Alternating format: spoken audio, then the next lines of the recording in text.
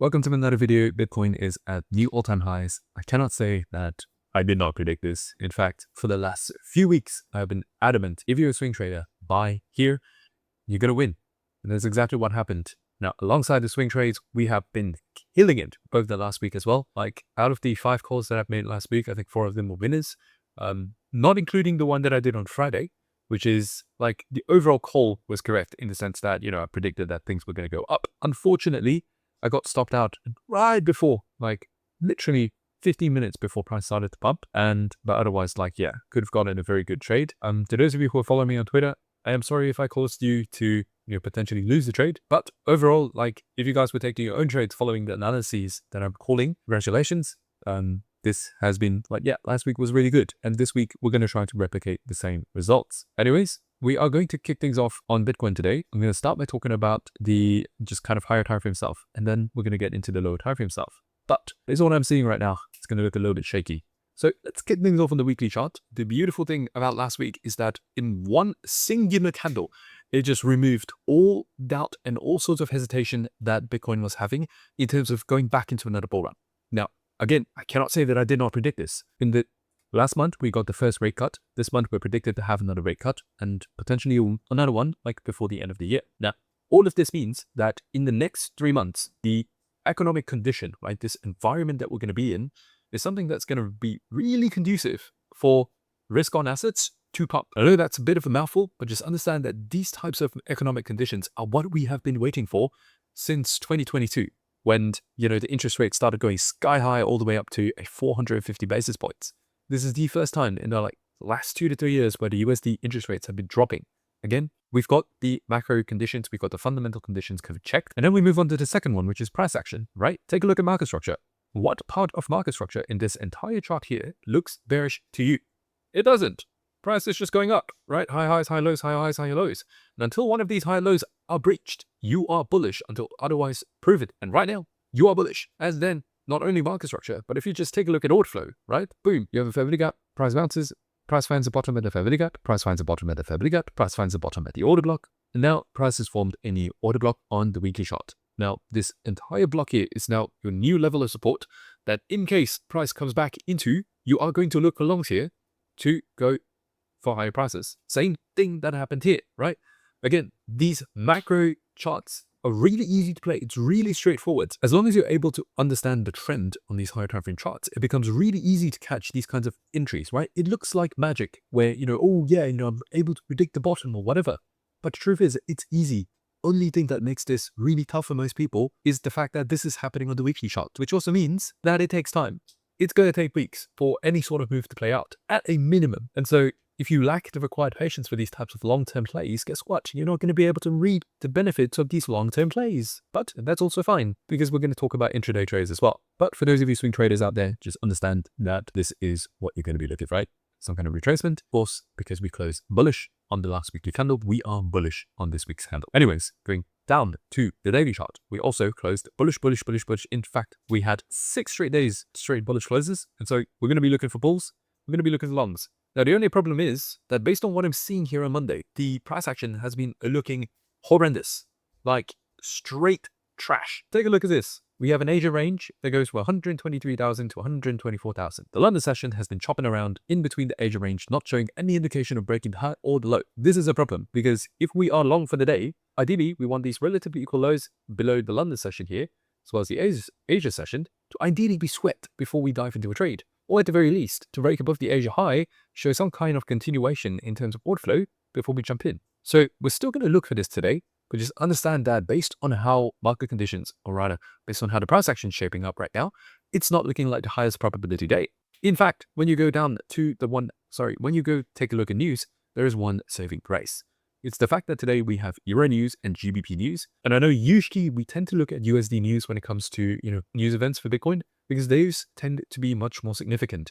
But the fact that the price action during the London session has been so choppy, it leads me to believe that it's setting up for something bigger during the news session later. So potentially we can do something with that. Although chances of me doing something with this is very unlikely. I'm currently in Korea, probably can tell. And this is going to, the news is going to drop basically at 2:30 a.m. my time. And so it's very unlikely I'm going to be doing anything about it, but I can give you the prep work or the necessary prep work to help you take advantage of this and to make some money. So anyways, what you're going to be looking for specifically, before I tell you that, we actually have to look at a 1 hourly chart. Let's not get ahead of ourselves here, because without understanding the higher time frame, it's very hard to go into the lower time frame. So in terms of the 1 hourly time frame, you can see that the order flow is very bullish. Price ended up bouncing from this order block right here, and so far you are forming a new bullish order block. So there are two ways that this could play out. One is you have already retraced into the order block, so right now you're going to look for price to pump higher, right? Anytime after I post this video, as long as it's within today, if you get a candle close above $124,000, that's going to be the level that you're going to want to look for price to come in. And you're going to treat this as your new levels. Now, earlier on, I also marked out the fact that there is going to be a potential Asia low sweep, potentially sweeping out these relatively equal lows right here, pumps. That is also a valid setup where you either get a liquidity sweep down there, which is exactly what happened last Friday, by the way. Like, there were two ways that things could have played out. Let me go on to Friday. So this was Friday. Remember, this was the liquidity level that I marked out. Now, price could have bounced from this order block right here, which, eventually it did. But before that, you had some kind of liquidity sweep first. This is very normal. The reason why this happens is because of smart money manipulation. A lot of people are placing their stop losses underneath this level. Guess what happens when everyone and their mother is looking at that level? That's right. There's a lot of liquidity there. It means that the market makers have a lot to gain. They manage to sweep these people out, stop them out, make them lose money, make them sell low so that they can buy low from them to eventually sell high to these retail normies. So, by the way, when I say retail normies, I am a part of that as well. So that is a potential second scenario run. One is breakout and continuation. The other one is you get a manipulation before you get distribution to the other side. So both are valid, and you're going to want to look for both close to the news, right? I would even go so far as to say you're going to look for this starting at 11 a.m. because news today is going to drop at 1 p.m. and 1:30 p.m. And by the way, to all of the comments that have been asking me throughout the past few videos, as well as all of the videos in the past, just understand that whenever I talk about news, I am never ever referring to my time zone or your time zone, whatever time zone. It is New York time zone, right? New York. If you're uncertain if it's Eastern time or if it's Eastern Standard Time, whatever, New York time, NYT. That's the way that you can be like just super safe that, all right, that's the time you're looking at. Just understand that it's just New York time zone, right? It's like New York time zone, NYT. That's what I mean. Okay, so 1 p.m., 1:30 p.m. is when the news drops. Ideal trading hours on news days is an hour before news to an hour after news. You will ideally want to be getting into what entries 1 to 2 hours before news, and then ideally we want to be getting out around an hour to 2 after news. That's how the standard playbook for news days goes. And for today, it's not too different. Ideally, we're going to look for these things to happen before then, and then we're going to take advantage of it. Now, seeing how price action is currently shaping up, there is a potential that we can get a candle close above this pretty soon. Granted, I'm recording this video right now at 6 a.m. So it's still a little bit early. So if you do get this, feel free to just continue trading this upwards because already you have 1 hourly order flow confirmation on Bitcoin here. And as long as you get 5-minute confirmation on order flow, which is essentially you want to see price forming higher highs and higher lows. And then most importantly, more than that, you want to trade into those newly formed order blocks. And you're going to trade price high. But I do have one word of caution for you, especially if you've watched until this point in the video so far. This is not the best trading day. Like, just based on how price action has been shaping up, I don't know if this is going to be the best. In fact, I can be pretty certain that it's not. First of all, we just got a new all-time high. So it only makes sense that after this entire volatile move here, the markets always move from periods of high volatility to low volatility and vice versa. That's why people say that, oh, the longer you trade in a range, the more explosive the move becomes. That's where that saying comes from. And so you have just gotten a very high volatility move. Would it make sense if today just ends up being kind of a ranging day? In fact, tomorrow could end up being a ranging day as well because you do not have any sort of USD news tomorrow. It's not until Wednesday, Thursday, and Friday when you get USD news. And those are potentially the best, or rather the better trading days for the rest of this week. And so if I had to bet my money somewhere, if I had to only trade 3 days out of this entire week, I would do Wednesday, Thursday, Friday. If I would only trade 2 days out of this week, I would still trade Wednesday, Thursday, Friday because those are the news days. And we prioritize our trading on the news days. And we try not to trade when there's no news. So that's honestly going to be my call. Like, this is probably going to be a no trade for me. But if I do see something happening on the lower time frame, I will try to take it. But I'm going to reduce my risk.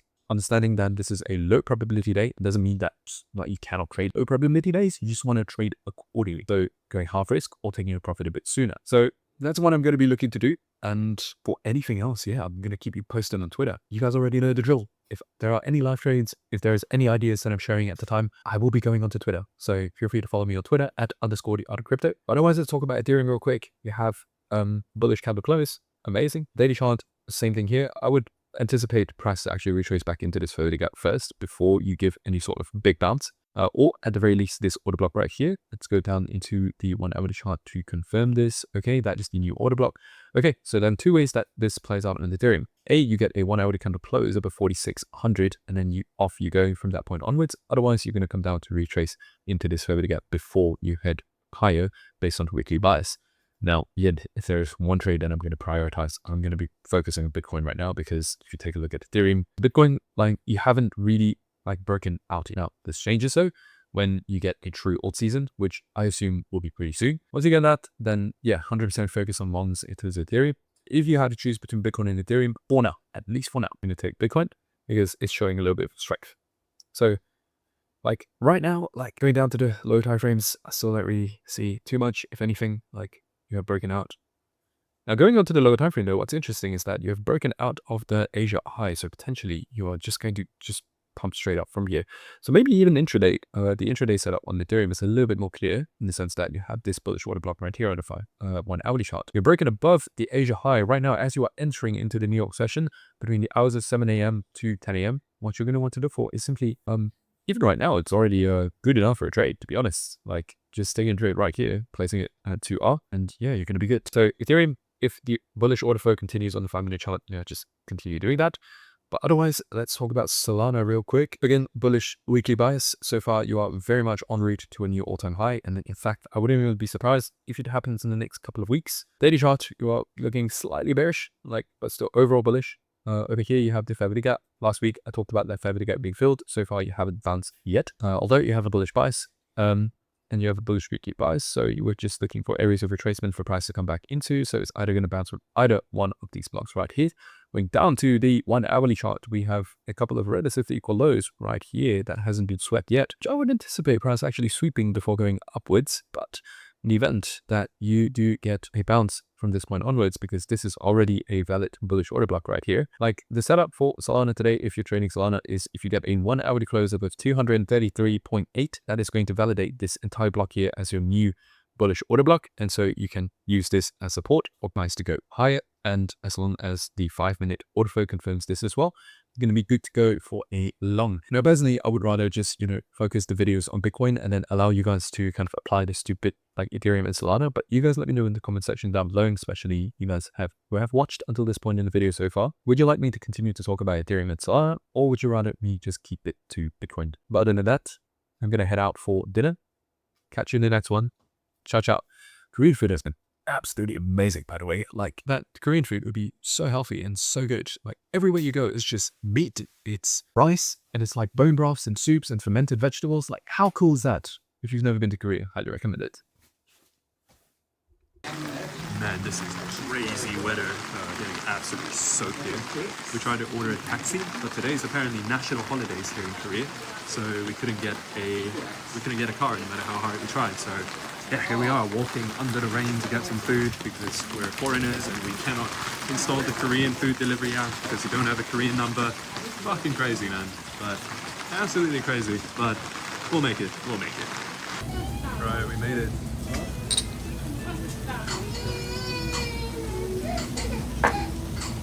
Mấy ông mà